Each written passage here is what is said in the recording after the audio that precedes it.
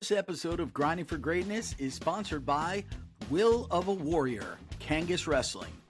Dimitri Kangas is a former NCAA wrestler for Delaware Valley and the only wrestler from that school to capture 4 MAC titles. Qualified for the NCAA Division III National Championships all 4 years he was there. Kangas is all about giving back to the sport that gave him so much. He has started Will of a Warrior Apparel, which produces some of the coolest shirts you'll see. He also coaches and allows any kid from any program to train with him at Kangas Wrestling. Dimitri will work with any kid who wants to put in the time and get better. I'm proud to have Dimitri Kangas and Will of a Warrior as one of the official sponsors for the Florida Wrestling Room and this episode of Grinding for Greatness. Run it, baby. Ricky Cheese, baby! Hey guys, it's your boy Ricky Cheese with another great episode of Grinding for Greatness. On this episode, I'll be talking with Coach Brian Smith of the Mizzou Tigers. We'll be discussing Tiger Style and what it means to live the Tiger Style lifestyle. We'll be discussing MMA and all the wrestlers at Mizzou who have made their way into the UFC. Hear Coach Smith talk with me about his almost 3 decades at Mizzou and some of the other Division I coaches that he coaches alongside and their move to the Big 12 coming up this year. So sit back, relax, and enjoy another great episode of Grinding for Greatness. Brian, first of all, thank you very much for coming on the show. I appreciate it. What's been going on lately, man? You're a busy guy. What's been going on lately? Just, we finished up at Nationals, and then it seems like today the recruiting world never ends with the portal now and having kids in various weekends and getting ready for camps, and just we just finished exam week last week, so the guys are gone, but there's still about 10 guys here that are training for U23s. Yeah. We had a couple of guys go out to U20s. So we're getting ready for June 3rd, where all the newcomers and the whole team comes back, and we'll start training again for the summer. Right. Yeah, that's got to keep you very, very busy. So you guys do a lot of the freestyle after NCAAs? Yep, definitely. We had a couple, my assistant coach and then one of my guys that graduated, both finished 4th at the trials. Okay. And Keegan O'Toole was hurt, or he would have probably done really well. I mean, he's won worlds at U20 and U23. So we have 3 or 4 guys on the team, right? We had 5 starters in the lineup this year that were on world teams. Wow. So we don't have the reputation, or the people knowing that we do a lot of it and we're successful at it, but we do. Yeah. We do a lot, we do want the guys to compete in the off season and get after it, and they do well. For sure. So for those people that don't know, I went to St. Thomas Aquinas High School with Brian. I was lucky enough to be one of his drilling partners for about a full year and got my head kicked in for a full year, but it made me better. So thank you. It was Brian, Vic Blasucci, me, Rick Hanna came in from Chaminade. That was a solid team, man. And actually the year I transferred out, you guys won a state title in '85, man. Yeah, it was fun. I that wanted to get in there with Coach Miller and of course banging with all the guys that were in there. It was a great team. Oh yeah. And winning the state title was fun. It was a good time. Let me ask you a question. Obviously, Randy Miller went to Michigan State. He was a stud there. Randy was probably the best coach I've ever had in my entire life, man, because for a couple of reasons. One, just the level of wrestling and his intensity that he brought, but also because he was little like us. He was actually wrestling with us, and he was damn good back then too, because he was still young, man. What was he, in his late 20s, early 30s? He just came off of the University of Kentucky head wrestling, and he was an assistant coach there. That's right. So there's an SEC program that had wrestling, and he was coaching, and George offered him a job down there to coach and started coaching at St. Thomas. And man, he was a beast. I remember one day, I think I took him down twice, and I bragged about it the whole next day. I think he took me down 20 straight times and just buried me and humbled me. Yeah. But he was slick. And I got there and I was just a brawler and only been wrestling really 2 years of varsity. Right. And only wrestling for 3 years. So I didn't have a lot of knowledge of the sport. Randy broke it down and taught me how to drill. Yes. It was the best year I probably ever had. It was the best year in high school. That one year with Randy was amazing because I learned so much, and that's what I needed. And it actually gave me an opportunity to go off to college with a little bit of knowledge. Yeah, exactly. I was just going to say right before you mention it, I was going to mention the one thing that I got from Randy more than anything else was how to drill properly. I mean, Yeah. he was a drilling machine. I remember, Brian, my bread and butter was a high crotch, learned it from Randy, and he would make me drill it 100 times on the left, 100 times on the right. And he would not let me walk out of that room until I had it like down pat. He said, you're going to drill it until it comes natural, man, until you don't have to think about it, just comes natural. So yeah, man, when you say drilling, I definitely relate to that. How much of an impact was Randy on you to actually attend Michigan State?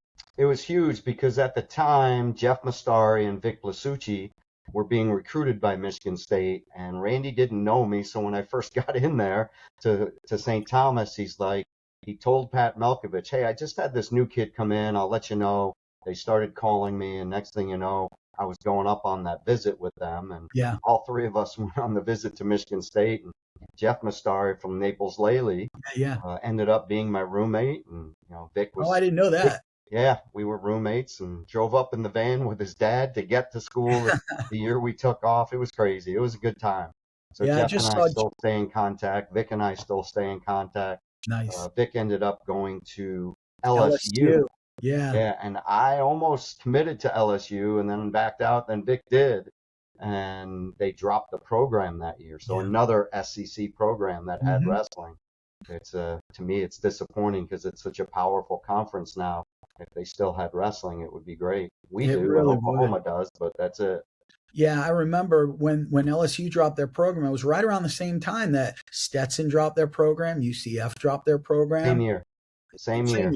Yeah. Yep, because I grew up, I went to Oviedo as a sophomore and junior, and UCF was right down the road. My older sister attended there, and they had the program, and I remember asking the coach one day, why aren't you recruiting me? I would want to look at UCF. It's right down the street from my family. And he said, well, I just don't know right now, and this and that. And he knew it was going to be dropped, I think. So, but that was really cool to see UCF and Stetson. I wish they would bring them back. I wish UCF would come back because it would be a Big 12 program. They're in the Big 12 now, which we wrestle in. We're an SEC school, but Mizzou wrestles in the Big 12. Yep. We were just talking. I have a segment of the Grinding for Greatness podcast called The Morning Grind. And we were just talking on Sunday, a few of us, about, what it's going to take to get wrestling a D1 program in the state of Florida. In your professional opinion, what do you think it's going to take, and can it get done? Well, one of my former wrestlers is in Texas, Grant Leaf. He was an All-American for me. He is the head coach of Tarleton, a smaller Division I school. And they just said, what do we have to raise to do it? They gave him an amount, and they're getting pretty close.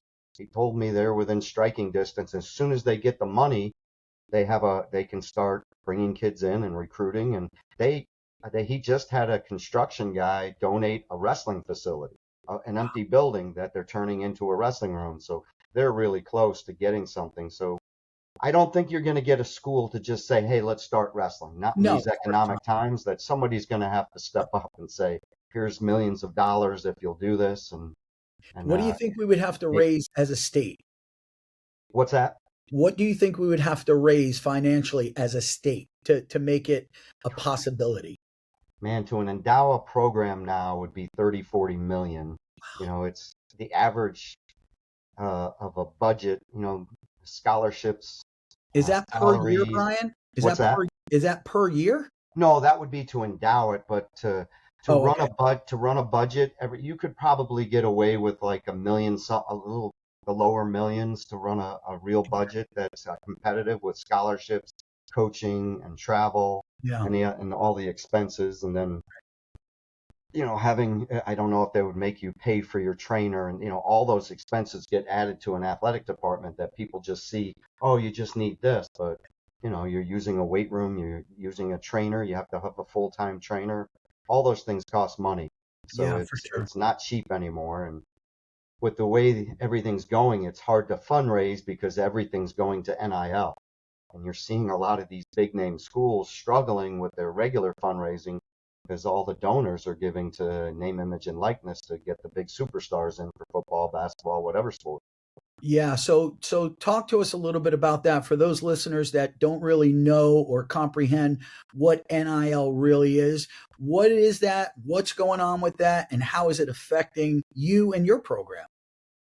I mean, it's gonna affect everybody. It's just now it's where a kid can transfer. This isn't even name, image, and likeness. The NCAA has really gone full 180 to where it used to have rules and restrictions on recruiting, on Oh, what yeah. athletes could do and not do, and this and that. Now they basically have just said whatever you want to do. And so a kid could transfer all 4 years if he wanted to, and there would be no loss of a year. As long as they're eligible, you can transfer. So really what it opens up is if a kid's not happy at a place, he can go into free agency, or you call it the portal. I call it free agency. You can go in the portal and see what your value is, and that's kind of what's happening now in a lot of football. It's crazy how many kids are going in there in basketball. It makes it difficult on a coach because you really want to develop a culture. You want to develop kids, and we've been fortunate to keep all our guys, pretty much most of our team here. We've had a Yeah. few kids leave that weren't starting, we're off and on starter or so. But other than that, we've kept it. But to get kids in now and out of the portal, these elite kids, the numbers that they're offering are staggering.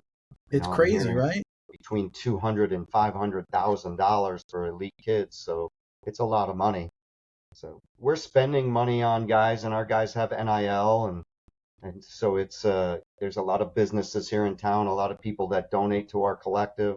They're working little things that they do, working camps and other things, but it's definitely a change. And when they're getting some value off of doing some odd job things, or represent, like Keegan's on a box of ice cream at the grocery store. You'll see Keegan on Tiger Tracks, which is through the Tiger collective. He gets paid for those things, and there's different things that you can do now where people can help, where they represent their company or whatever. They can get meals at a restaurant. But it's when you hear those staggering numbers, you're like, whoa, that's crazy. This is for a lot of kids that went through college that had loans, because wrestling doesn't really give out full rides. It's Right. 9.9. We have 35, 40 guys on our roster. So when you Yeah. do the math, you think, okay, so everybody's getting some academics, some wrestling scholarship, but then they may have a loan here and there. The good thing of NIL is you can replace the loans if you have some NIL money that you can Yeah. do it with. Our It, school did it different from the beginning. We got the state to pass a law where it kind of goes through the athletic department, and money goes from there to a collective, and we get a budget for it. So we get a budget for our NIL, and then we have an outside collective that we raise money for. So it's just crazy, because I feel like a change from doing a lot of coaching to a lot of fundraising. And you have to survive today, to yeah. compete. So we have a couple of people listening that sent in some questions. Okay. You might recognize the first guy's name, Joe Blasucci. All right, man. He's like So the stud coach down there in Florida. yeah, I see him. He got like a national coach, and yeah, he he's did. a stud. He's doing well. Joe was the younger brother of Vic, and we used to put a beating on him. He's no longer Vic's little brother. Now he's the state champion coach. He's a Joe stud, Blasucci. man. He's got a program down there. He really does, man. He puts so many kids in college. He really does a wonderful job. Oh, he's All doing kidding it the right way, and the Yes. kids develop and they get better, and Yep. he's getting them out of Florida. For That sure. we were fortunate to I was fortunate to have that with people, but getting out of Florida is not easy because it's a big Right. state, and Yep. a lot of the kids have never seen wrestling except on streaming. I didn't even see a wrestling match till I got to Michigan State. There was Yeah. no streaming. I'm showing my age, but Right. I remember. so We what's didn't have What's Joe got? He's got a question for me. Yeah, Blasucci says, "How did you make weight at Regions in Miami?" So I was at McDonald's after weigh-ins, or no, but I think it was after weigh-ins. So we made weight, and we went to McDonald's afterwards. It was a couple hours till the tournament would start, and I told Vic I'm going to the bathroom, and it was a rougher area of Miami, so we were Yeah. in there, and the van was out there. So I go to the bathroom, come right back out, and they're gone. So I'm like, all right, what are they up to, these jackasses, right? They're playing a joke on me. So I look out the one door, then I run across the restaurant and look out the other door. Then I started to think, those son of a guns, Vic didn't tell them, and they hopped in the van and left me, and I realized they did. So I Holy start shit. running down this road to get to the high school that's hosting. And I'm like, all right, this will be my warm up. And all of a sudden, my parents and my little brother, Dink, Terry, go Yeah. driving by, and I'm running. I didn't even notice. I was running by yellow tape where there was a murder the day before. And so I'm like, man, I got to just put my head down and go. Holy And shit. all of a sudden, my parents I look at and I see my parents pull over, and they're like, what the hell are you doing out here? Coach Miller forgot. You know how intense my dad was. He was that old school football coach. Yeah. I'm like, Dad, don't beat up Randy. It's not Oh, worth it. Come on. I'm oh my fine. I got a God. sweat. I'm okay. I was fine with it, and went out, won in the regional semis and won the regions. And it didn't. Dude, I just turned it into, all right, got to warm up. This will be my warm up. But I got there. I remember getting there and seeing my dad go up to Randy, and Randy was like, oh. was that 1985? Because the regions were at South Dade High School in 85. Were they? That's where it was then. Yeah. I don't know. Yeah, I remember. Yep. That's crazy. That is the funniest story.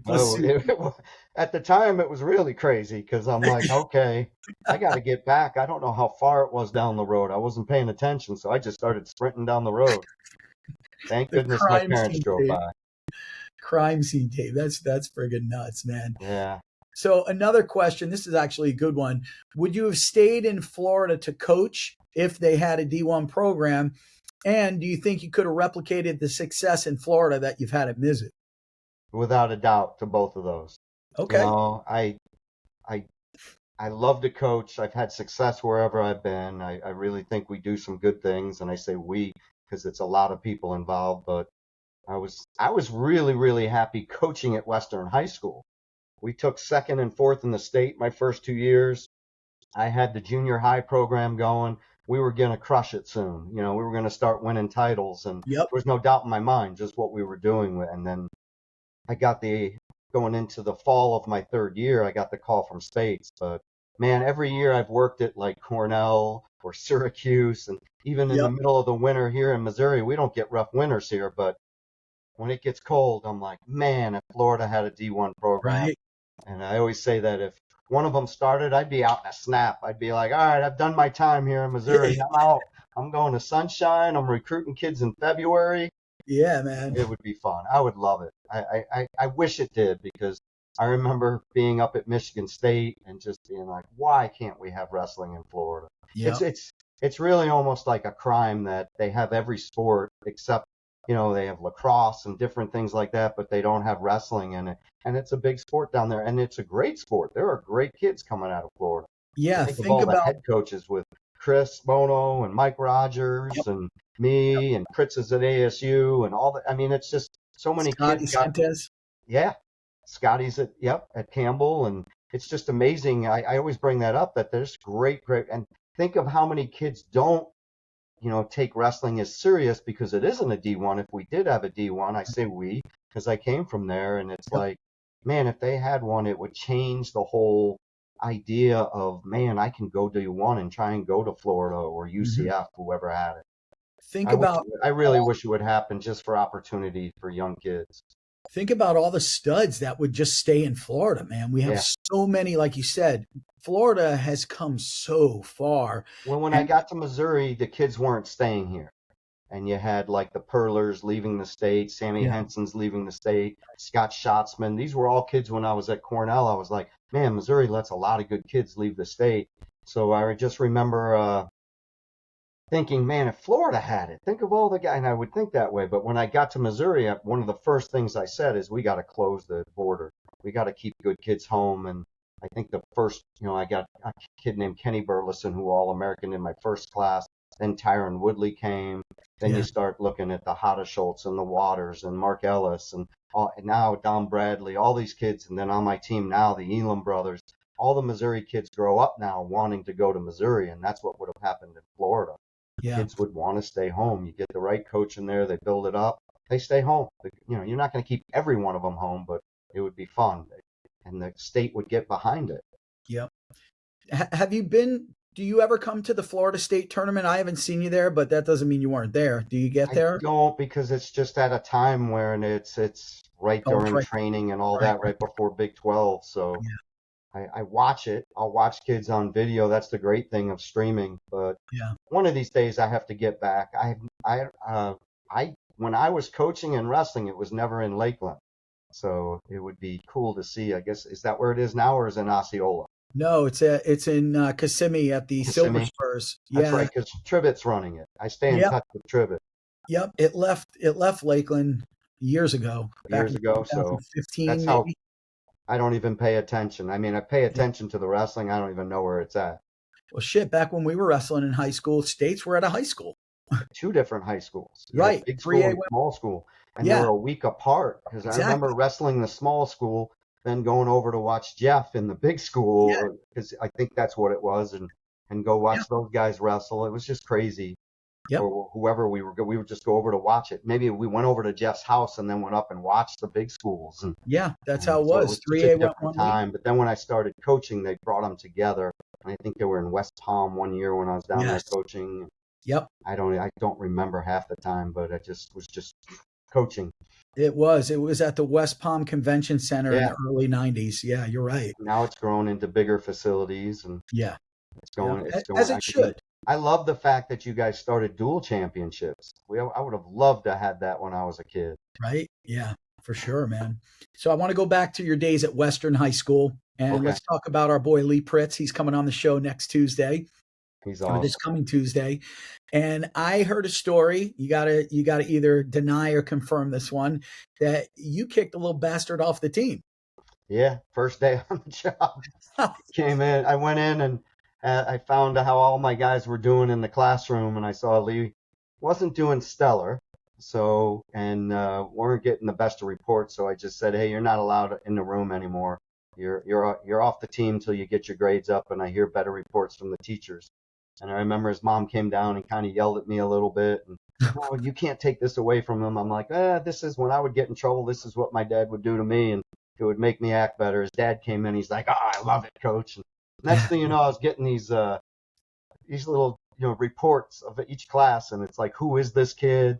He's sitting in the class, he's contributing, he's doing these things. So it worked, Wow. and it was really cool to see him win the 2 state titles, and then get a chance to go off to college and become an All-American. So Yeah. if I helped him a little bit, it was that I got him a little more serious about school and getting through and having the mindset that you can do something with this and go to college. Yeah. I think you helped him a little bit more than just a little bit. I think you're being a little humble there, but He's I a can't wait. passionate dude, man. He gets it, and it was great that we had some fun teams, because we had that first year. I got my brother to transfer over, Yeah. and Freddie Rodriguez, who ended up being Georgia State's winningest wrestler in history. Oh, wow. Because they dropped the program. He wasn't even wrestling. He was a junior in high school, and he was in horticulture class. I went to the person in charge of classes, the dean of whatever, and I said, I'm pulling Freddie out of horticulture. He's going to be in my first hour wrestling class. And the person looked at me, okay. And today, I could never do that without a parent permission. I went to the horticulture class, grabbed him out of class. Now, he used to hang out with Dink, so I knew he was a great athlete and all Yeah. this, could scrap. And so I said, hey, you're in wrestling class. I don't want to be in wrestling class. And then I took him.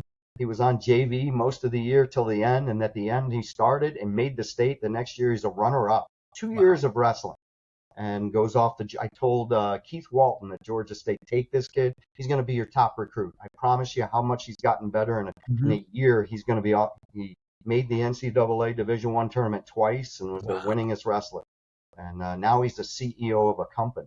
So That's it's a incredible. cool story that old Freddie was on that team. Dink was on the first team. Yep. We had a lot of fun. How much of Randy's coaching style rubbed off on you? A lot, because I remember just how much we would drill. We did a lot of drilling. Now, they would tell you that I tortured them. Terry and Freddie would say I was mean and tortured them, and they cried, which they did. And I was probably a little close to over the edge crazy when I first got out, and that was probably a reflection more of my dad, who was so intense. Yeah. But the Randy was the technical side, how important it was hitting moves. And I remember Western was hosting, for some reason, everybody wanted to come over to our place to practice before state. Remember how teams would do that? And I just remember telling coaches, you can come, but I'm not changing practice. We're doing what we do. And all we were doing was drilling. I said, we're not doing live. We're not going to throw these kids together and have these knockdown, drag out practices with new people in the room. That's not what we're doing the week before regional and state. Right. So we did it, and people were like, this is too much drilling, this and that. And I said, this is what we do every day. And so they didn't really like it too much, but I wasn't going to put my guys through different practices. So we did it, but it made me realize, we went to state and we had 10 guys going, won the regional, and almost, we weren't that far off from Brandon that first year. I knew we were going to have some good teams coming up. Weren't you like second behind Brandon one year? Yeah. I thought first year.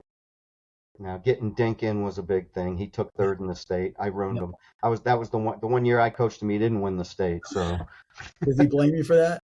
No, I don't think he hated wrestling. So he went back to St. Thomas and played football and was Dade Broward Football Player of the Year his senior year. He loved and they won the state. They were in the state finals both years, but he was on some good teams at St. Thomas too, with Morissetti and Brummer and Carl Williamson. Broward County was kicking out some studs back then. Oh yeah, and they all turned out so good, man. All those names you just mentioned, they're all very successful. I talk with Harris all the time on Facebook. He's doing great out in San Diego. He's a family attorney, a divorce attorney, and that's really cool. Yep, he's doing. I remember coming in and training all those guys, and they hated me. They love you. They hated you at the time, maybe. Yeah. But, I'm sure they appreciate you now. So I want to go back to the whole NIL thing. Now with the NIL, these guys are getting, a lot of money in their pockets. But before the NIL, there was really nothing for these guys once they graduated, which really was the whole push into the MMA. What am I going to do? Can I win the Olympics? No. All right. Well, I'm going to go fight. Missouri has some big names that went into MMA. You got Johnny Eblin was at Missouri, right? Yeah. Bellator champ. His whole career. He's doing great. He's a Bellator champ for a while now. Yes. Hoping he'll get to move up to the UFC. If they don't bring him in, that I don't know why they wouldn't, but it's interesting how sometimes it takes them a while, and some guys they immediately bring in. Yeah. Johnny, I'm pretty sure he'll get a shot. He's doing well. I think he will Tyron too. Woodley become a UFC champion. Yep. Tyron's still living here in St. Louis area. I see him a lot. Nice. And then you got Chandler, of course. He's got a big fight coming up with. Yeah, I'm going to it. Are you really? I told him I'm bringing my two boys. We're going to the fight. Wow. And I'm not even a big fight fan, but I told Michael if he does have the fight with McGregor, I'll go. So that is I know that's going to be a big deal. So we're going to go. And my team doctor and his son-in-law are coming. So we're making a guys trip. That is so cool. You're bringing Quinn? Quinn and Braden, my two boys. So yeah, I was telling you, I met Quinn last summer. What a good kid. Yeah, what a good kid, man. Yeah. I really enjoyed my time with him. We talked a lot. I mean, you probably met a bunch of guys then if he was there with some Mizzou guys. So it was just him and his girlfriend that weekend. Oh, okay. So it was me and my wife, Lori. Okay. Quinn and his girlfriend and Dante, and he took us out fishing for the day. And Dante's awesome. Dante's the greatest, man. I was just going to say, is he not the greatest kid in the world? Yep. Doing his aisle style down there. I love it. Yeah, man. Yep. And he's doing really good things with that. He's got some tough kids, man. Now he's got Zach Sherman working with him from UNC. And I love Dante. Really cool. Love Dante to death. So yeah, you got Chandler, you got Eblin, obviously Askren, Woodley. Yeah. Woodley. Let me ask you this, and this may be a sore subject, but I'm going to ask you anyways. Number one, did you see the fight when he got knocked out by Masvidal? And if you did, what was the feeling? Because it was disgusting. It hurt me. Like, I didn't like watching it, man. It was not pretty to watch. Yeah, I don't like to watch, and I happened to watch that, and I was just like, when I saw him hit hit the ground, I'm like, holy crap, he's really, I'm always worrying about brain damage. Exactly. This guy gets hit so hard, and that's what because I know his wife really well and his family, and so oh, and of course I'm close with Max's brother, It that was it's just scary. like, man, you hope he's okay. Yeah. And I immediately texted his wife, and whoever, I think it was his wife or his brother, just say, hey, let me know he's fine. And I heard back immediately, pretty quickly that he was Yeah. okay. But it's scary. I've Ooh, watched Michael take some hits sometimes, and he he likes thinks it. he thinks he's something like Rocky out there sometimes, Right. sticking his head and taking shots. I'm like, you Yeah. can't do that. You got a wife and kids. Right. So, Dude, when because he they're did all that, really bright guys that yeah. they don't need the MMA as much, because they could go on and do other things. Like Ben, he runs his academies. He's got Yeah. one of the best academies in the country. So he didn't need it. He just enjoyed it. Right. So that he runs it with Max, right? The two of Him them. and they have 5 academies now in Oh wow. Wisconsin. So I didn't know that. Milwaukee, 2 in Milwaukee, 1 in Madison, Green Bay, and I think they started one somewhere else. There's 3 former guys that are, Max Ben and Josh Wagner wrestle for me too, running those academies. So it's good for us. Yeah. We have some guys that are, you know Mizzou, and they aren't afraid to tell them that good things about what's going on here. So we have 2 coming in this fall from Wisconsin. Now you've got the whole Tiger style culture. Everybody knows what that's about. It's a lifestyle for sure. Let me ask you this, Brian. What do you look for when you're recruiting a kid? Like I've heard stories that coaches will pass up on a 4-time state champ to take a kid that was a 1-time state champ because they just feel that that kid has a little something different. What do you look for? That's funny. I'm looking for something right now because I just put it in a document, the 8 things we look for, and I don't want to get it wrong. So I'm looking for. I'm going to give it to you.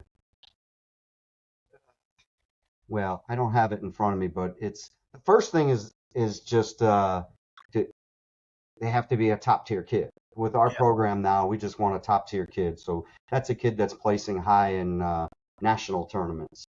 And so it's kind of crazy because when we grew up, state tournaments, and there weren't many national tournaments. I Right. always tell kids all they had was junior nationals when I was Right. around. Then Exactly. they added cadet, and now they've added so many national tournaments that it's insane. But so we're looking for that. But here it is. I got it right here. So top tier, and then a smart kid. So if you're a top tier wrestler, the next thing that we go to is it's going to be academics. So I want a kid that can also qualify for some academic money, because then it means we have to give less scholarship, and they're combining an academic scholarship. So it's really important to us. I also know that when you look at kids like Keegan O'Toole and the guys that are in a Peyton Mako engineering student, man, when you have bright kids, they know how to work at something to get grades. They know how to work on the mat. They're intelligent. We want really smart kids. So smart kids are what we're looking for. Love to compete. So what I mean by that is not that they just go to tournaments, but they really love it. They Yeah. love competing, and they're talking about, man, I got beat at this one tournament. Not a big deal. I'm going to go to a tournament and see if I can find this kid again. But here's what I'm doing to get better. So Hmm. then, besides love to compete, the growth mentality. So we have a bunch of questions that we can ask a kid. So in practice, what are you working on? Well, that doesn't matter. I'm just getting through practice. Well, that's not good. I want to hear a kid say, working on singles, I was struggling with this finish, and what do you think? And when I talked to Keegan O'Toole, we talked in my first time, one of the first or second call. He had been breaking down film of Missouri and was asking what we're doing in the practice room to get better on top, because he was observing that our team was really good on top. So he wanted to know what we're doing in practice. And I'm Wow. like, all right, this kid is a couple levels above your normal kid. Yeah. And so you start to figure that out by the answers they're giving you, that they know how to be, they know how to train, and they love it.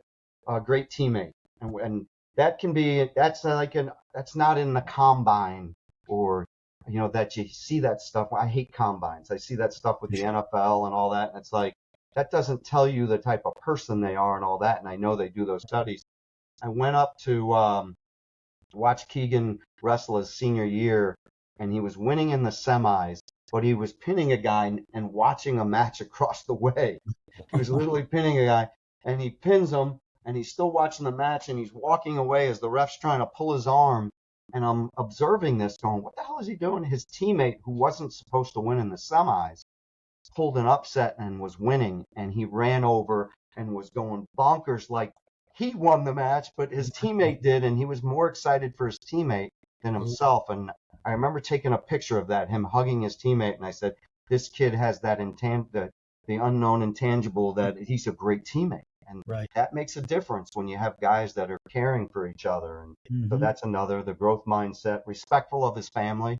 Yeah. So when you get them on visits, when you do home visits, and you're going in there and the kid isn't like, shut up, mom, or just rolling the eyes and that kind of thing, is just, this is my mom, and they're hugging their mom or something. I love that it's a good family and that the parents aren't crazy. Right. There are times I'll walk away as that's an overbearing dad, or that's an overbearing mother that is wanting the kid to wrestle more than the kid wants to. So those are things we're observing that you don't see in the combine or when they're out on a mat wrestling.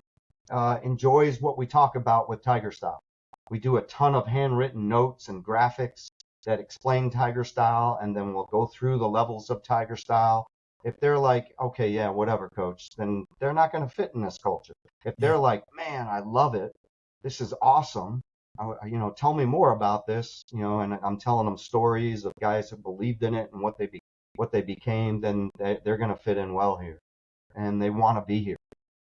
That's actually a big deal. If a kid's like, well, I'm not sure if I'm going to make you my last visit, I'm like, all right, whatever, next. If you're just talking about making us a visit, or, it's just, I'm not sure if I want to be that far away, and they start hinting at things like that, I'm not going to waste my time on it. I'm going to find kids that from the first phone call, oh man, I know about Mizzou, and it's changed over the years because we've become better. Right. But I want kids to want to be here. The story about Michael Chandler is he lost in the state tournament here in Mizzou, and in this arena right here, the Hearns Arena. And he was sitting on the floor, and Mike Haggerty, who coaches in the state of Missouri, was a legendary coach, was walking by Chandler because he lost in the state finals, and he's bawling, and he's like, oh, come on, Michael, you're still a great wrestler. That he's like, yeah, but I think I lost my chance to go to Mizzou. I don't think I'm going to get to go. And Haggerty came and told me that, and that wasn't even in my thought process. I love Michael, but, we asked him to be a walk-on here. And, you see his gear, it's called walk-on. He walked on and was a 4-time national qualifier, became an All-American, was a fan favorite the way he wrestled, just like he fights. He was always getting after it. Yeah. But I told him, I said, if you really want to be here that bad, you're going to do great things. And we recruited the kid in, too, that beat him in the state finals, and he beat him in the wrestle-offs, beat him pretty good. And it was like, he was all pumped. I'm like, please don't get excited about that. You got to go wrestle some real dudes now and get out there to the competition. So, but it was fun coaching a guy like that cared so much. But who was the guy that you brought in? We're looking for. It's a long list. That's 8 things, but it's definitely. I think I even added a 9th, but I lost it. So, who was the guy that beat Chandler that you brought in from the state finals? I don't even remember. It was so many years ago. Did he ever wind up being a starter? Or? Oh no, I don't even think he stayed on the team. Which just goes to show. I've had some guys that never won state titles. Michael Chandler became an All-American. John Ernesty a couple of years ago, a 33-pounder. I remember him. He was a backup for a year and a half, and then Ironman bumped up to 41, and he filled in that second semester, wins the conference, goes to the nationals. The next year, loses in the All-American round, and then the following year, he has a knockdown drag out with the North Carolina State kid in the All-American round. One of the greatest matches I've ever seen in an All-American round. I think it went triple overtime. I think 25 bricks were thrown. Holy shit. It was insane. And he ended up winning it and becoming an All-American as never a state champ. So I think kids sometimes set themselves where they say, I have to do this before I can do that. But if you have this dream, go out and get it. I never even thought I was going to be a wrestler. Right. I didn't even want to be a wrestler. My dad told me it would be good for football. That's the only reason I went out for wrestling in 9th grade and didn't even like it. Yeah. I was pretty good at it my freshman year, but I didn't even like it. I was on JV, went 14-1, and I just remember not enjoying it as much as football. I love football. And it wasn't until my sophomore year when I transferred to Oviedo, I made it to state and lost to the guy that took 2nd and 3rd. And I'm like, man, by a point, I could be pretty good at this if I ever really put time into it. I've only put like a year into varsity wrestling, and I didn't even train in the off season because everything I did was throw a football, pitch a football. I was playing quarterback. I started Yeah. for the freshman team. I was the quarterback at Bishop Moore, then was the JV quarterback at Oviedo, and then the spring game, I thought I was going to start for Oviedo my junior and senior year. And the offensive coordinator wanted me to. The head football coach mentioned, we'll see. And that's when my cousin called me and said, let's come up for the whole summer and train in Long Island, New York. And I spent 7 weeks and learned Hotbed, how to baby. wrestle. Hotbed of Crazy, wrestling. Yeah. crazy fun. Yeah. One thing I wanted to ask you, and I want people to hear this. You've been there, 25, 26 years now? I'm on 27. I just 27th started. year. April Okay. 30th was the start of my 27th year at Mizzou. Yeah, you got hired May 5th, 98, correct? Yes. Okay. They called me on the 30th because it was my wife's birthday. The AD called me and said, I got good news and bad news. Good news is I'm hiring at Mizzou. Bad news is I'm being announced as the new AD at Oklahoma. So that was Joe Castiglione, who went to St. Thomas. Oh, wow. Yeah. I remember him. Yeah. I didn't even put that together. That's crazy. Yeah. So my question is, being there for almost 27 years now, there's got to be a couple of kids that just never made the starting lineup, never cracked the starting lineup, but worked their asses off, worked harder than some of the starters that you just fell in love with, that you absolutely loved. Did you have any of those kids, and how important were they to the program? Every year we have guys like that. It's amazing. I could name dozens of them, but there's just, man, there's a lot. It's just, they just put so much time in and they love it.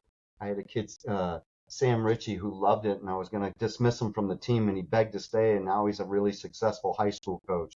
Chase Brennan, another kid that's coaching in Texas.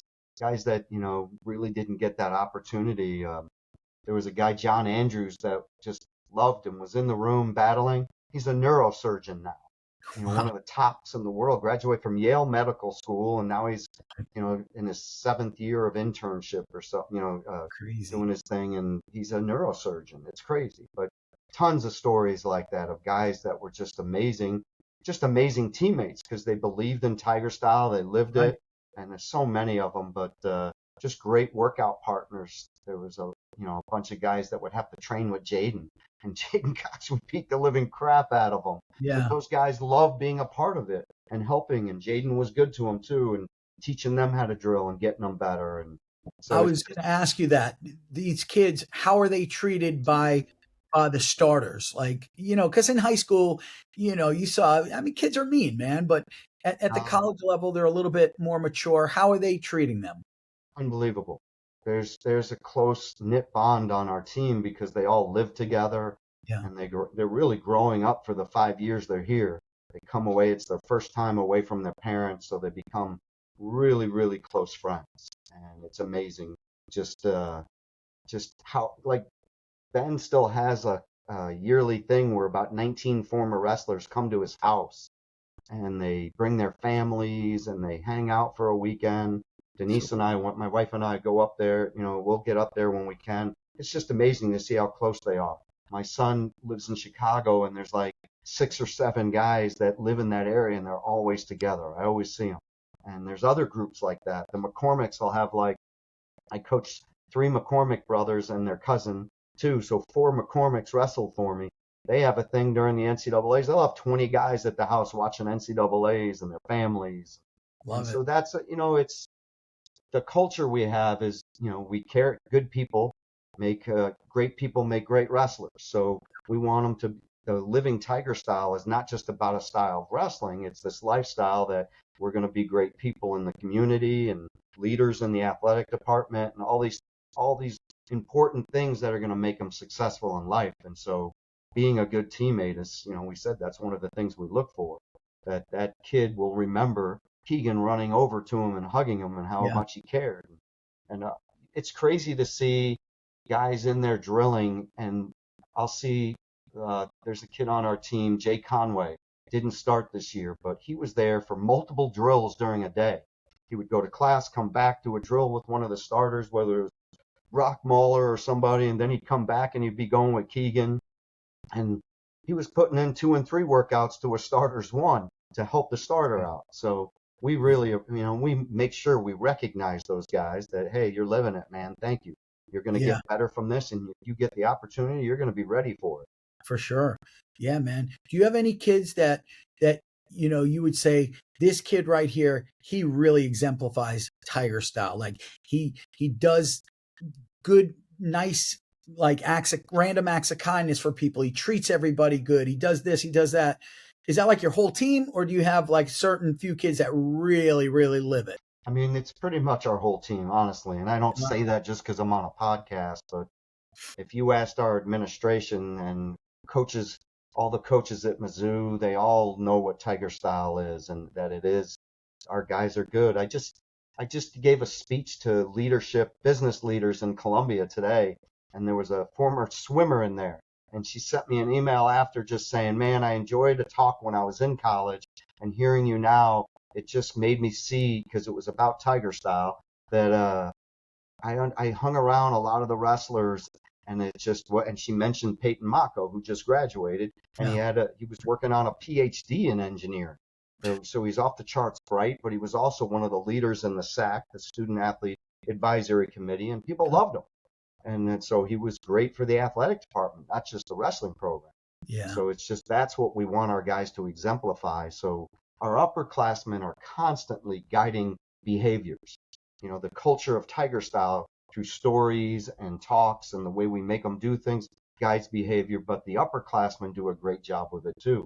They want to win, and they know it takes being disciplined, that they Yeah. straighten the youngins off. They straighten them out right away. I was going to ask you, do you ever have like a Jaden Cox go, yo, what are you doing, dude? Like, that ain't Tiger style. Yeah, constantly. Yeah. That is a constant that, they're 18 to 22-year-old kid. They're Right. on a campus with 35,000 kids that are told that it's Animal House, and I'm saying it's not. So Right. we gotta make sure that they're doing the right thing, and that's like that. But that's when you have a culture of more doing it, it makes it easier. Have So you ever had any other Mizzou coaches from other sports come up to you and say, hey, what's this Tiger style about? How do I get my team to start living it? constantly. I mean, Really? I just did an hour and a half talk with one of the programs on recruiting and stuff. I constantly am meeting with head coaches at Mizzou. I'm the old guard now, 27 years. So Yeah. and they know the success we're having. We're constantly in the top 10 and doing great things, and we've won 12 conference championships. So they know we're doing, but even off the mat, our guys are just friendly and good, and they see that. So they want to know about developing a culture. I'm actually writing a book on it. So when I get the Oh, book, I will beautiful. send you a copy. And better And autograph it for me, so man. it just kind of explains how Tiger style evolved and what it is, and exercises we do to develop the culture. And so it's going to have it all in a book. That's so cool, man. I'm so proud of you, Brian. Really, man. You're somebody that I look up to, and I really love everything you've done there. Let me talk a little bit about the success that you've had. So the first thing I want to talk about is 21 consecutive seasons with a dual record at or above 500. How the hell does that happen, man? At D1 Consistency and level. lifestyle, when you believe in the culture of Tiger style, recruit, when you stick to that list and you don't sway from it, it's really Yeah. easy in recruiting to say, yeah, and I've done it a couple times, and it comes back to bite you. Oh, well, the culture will bring this kid up. You don't have to. Just find the kid that's that good kid. There's Yeah. plenty of good kids out there, and Oh yeah. so we just, we stick to that, and then when they get here, truly living to the standard. You can't make exceptions. And one of the things I first did to do that was when we first got here, I knew it was going to be hard to win. The program was really down. So we just developed small things to develop a mindset through action. So you have to go. The only team rule I have at Mizzou, it's 2 team rules. You got to go to every class and live Tiger style. And of course, you'd say, well, what's living Tiger style? Well, every kid knows what's right and wrong. So we go through things that there's the unwritten things that you're always early, never late. And when you run around the wrestling room, you're not allowed to cut the circles. You can't cut through the circles. I had a Right. kid one time yell at me, Coach, we're warming up 5 minutes. What's the difference? And I said, because you're not cutting a corner. We're teaching you just the mentality. We don't cut corners in this room. And they have to take the stairs. It's on the 4th floor. They got to take the stairs. There's an elevator. the guys never have taken elevators. I'll hear from guys, man, I work on a 4th floor, I still don't take the elevator. So it's a mindset we're creating that we go to class, we do these things, and then it evolved into effort, all these things, and then it became, we started to compete. And then once you start to get people learning how to compete, winning starts to happen. Their expectation to win starts to happen, and good things happen. A culture evolves from that. And so that's how it kind of happened. And now good things. And when you get good kids in a program, it attracts other good kids. And that's what's happened. For sure. Here's a statistic that really blows my mind. You've had at least one Tiger qualify for the big show every single year since you took over. Yeah. I mean, that's crazy. That was the first year we had one. That's the only time we had one. Now we average, I think in the last decade, it's like 92 or 3 guys. So I could tell you the 6 or 7 that didn't qualify. Wow. In a decade. So we've only had 6 or 7 guys not qualify in an entire decade. So we get them out to nationals. We get We've had All-Americans every year. The only year we haven't had an All-American in about 20 years was 2012. Okay. And the crazy thing, it was the year we first won a conference championship. We won the Big 12, wow. Upset Oklahoma State. It was at home. The place was going bonkers. And I learned as a coach that the team was a good team, but they all just kind of, hey, we won. We're going to walk into nationals and great things are going to happen again. And it didn't. It was a tough weekend. Yeah. And I learned from that. In the next year, I think we had 4 or 5 All-Americans. And I adapted to, you have to continue to learn. Yeah. In 2009, 2015, 2017, and 2023, you had at least 5 guys earn All-American accolades. That's pretty cool. Yeah, that's very cool. And then Mizzou has finished among the top 20 programs at the NCAA's 19 of the last 20 years, man. Wow. That's I didn't even know that one. Yeah, that's actually. Yeah, this year we broke a streak. We were on a decade of straight top 10 finishes. Well, COVID was in there, so it was one less, but we took 11th this year. And if we would have finished in the top 10, we would have had 11 straight years where we've been, anytime there was an NCAA, we would have been in the top 10. So tell me about 2023 at the Hearn Center against Iowa State. You guys had like 5,000 people show up to watch that. Yeah, it was fun.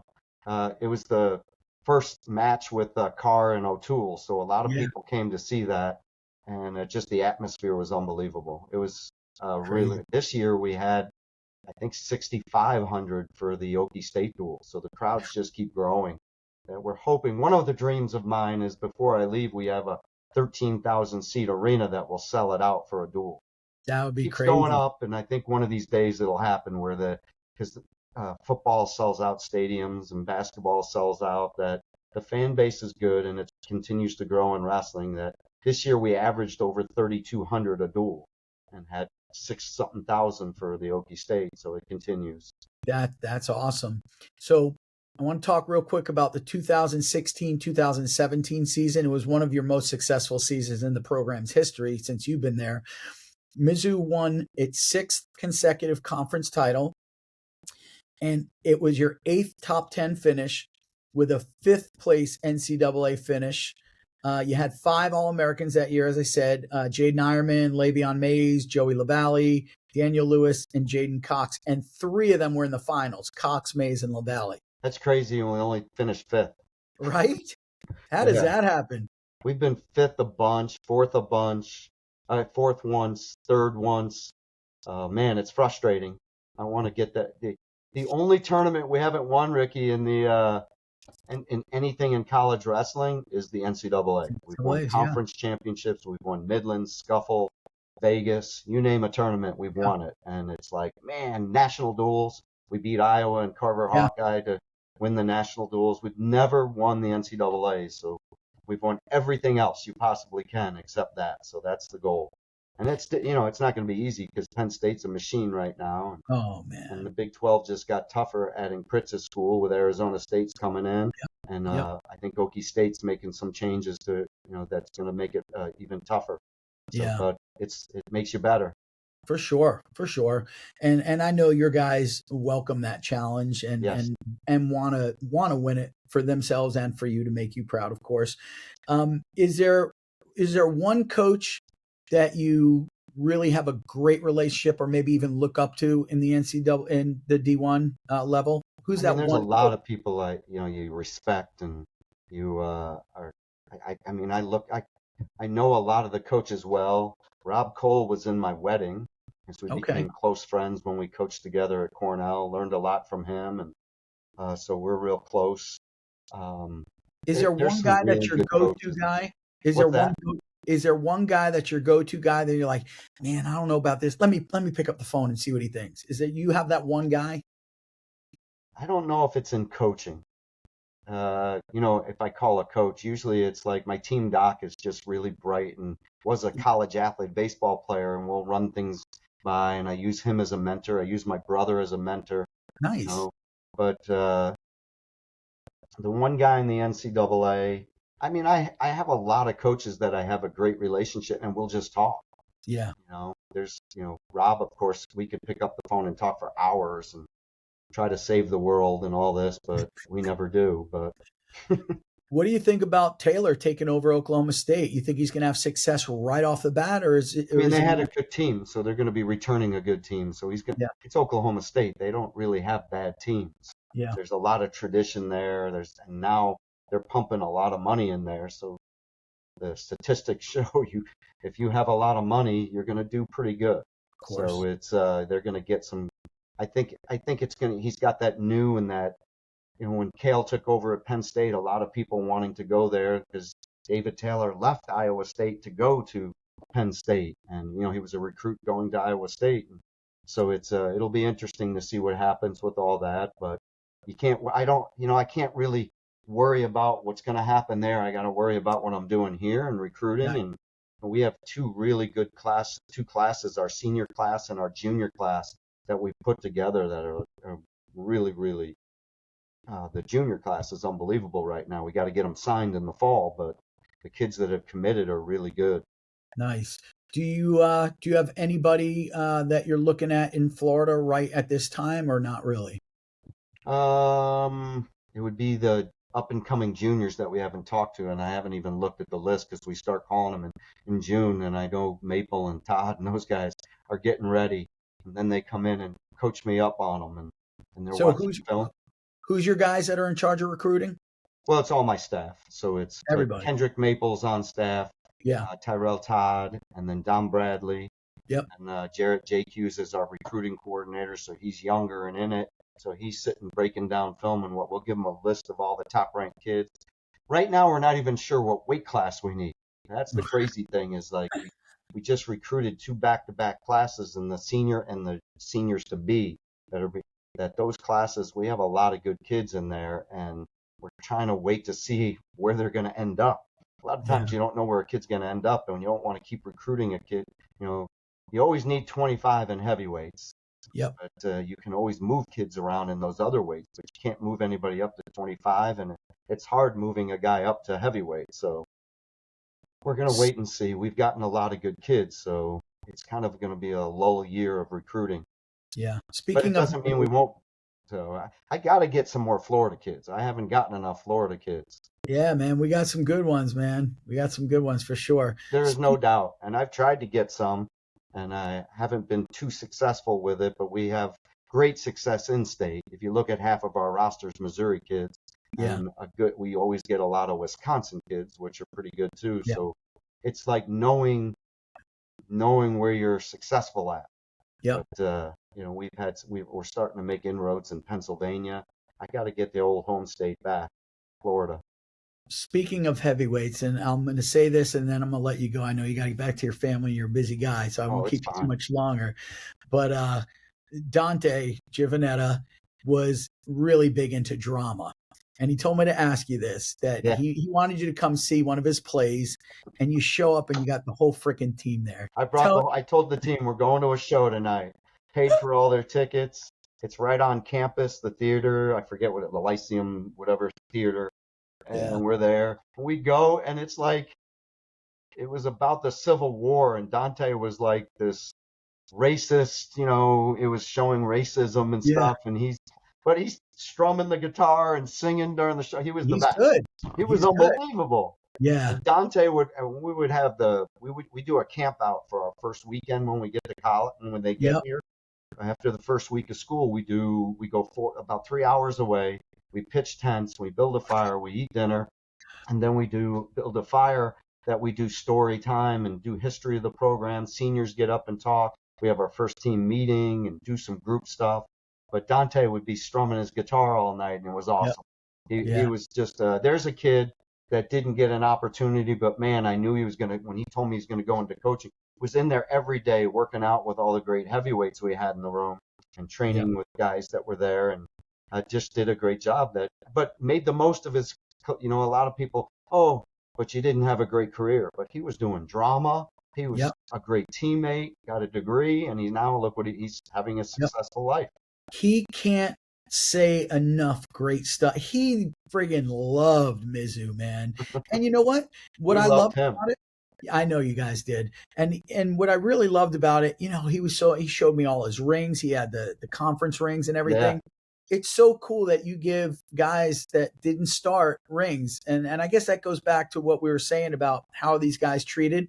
Well, that proves right there, man. Makes them the guys that are in the room and putting the time in are all the team, everybody. Yeah, exactly. Everybody is a part of a championship. That if you have your second or third stringer slacking off, then it's going to hurt the starter. The starter's not going to be as good as he possibly. And so this is stuff that is taught.